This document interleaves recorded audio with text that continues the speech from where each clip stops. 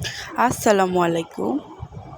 আশা করি সবাই ভালো আছেন, আমিও ভালো আছি। আজকে নিয়ে আসলাম লতির রেসিপি।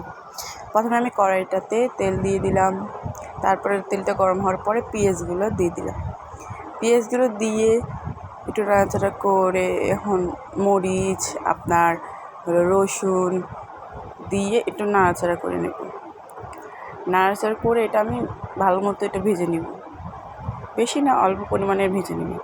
ভেজে নেওয়ার পরে এখানে আমি দেবো চিংড়ির শুটকি দিয়ে আমি এটা আবার ভালো করে ভেজে নিব। ভেজে নেওয়ার পরে আমি এখানে একটু অ্যাড করব পানি, সামান্য পরিমাণে পানি দিয়ে দেব।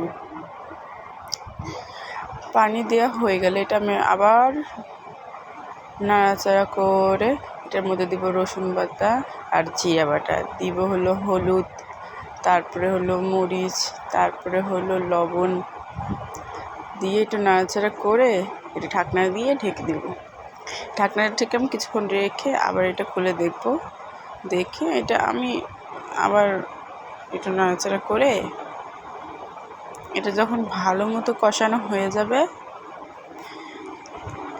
তখন আমি এখানে দিব হলো লতি।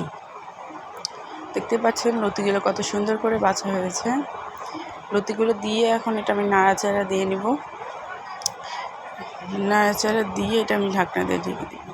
দেওয়ার পরে এটা আমি ভালো মতো কষিয়ে নিব। কষানো হওয়ার মানে নাড়াচাড়া করব। নাড়াচাড়া করার পরে এটা দেখব কী অবস্থা। হওয়ার পর এটা আবার ঢাকনা দিয়ে একটু ঢেকে, অবশ্যই আমরা জানি যে লতি, কচু এগুলোতে গলা চুলকায়, আমরা অবশ্যই এটার মধ্যে কিন্তু লেবু মাস্ট দিয়ে দিব। দিয়ে দেওয়ার পরে আমি এখানে আবার একটু পানি অ্যাড করব।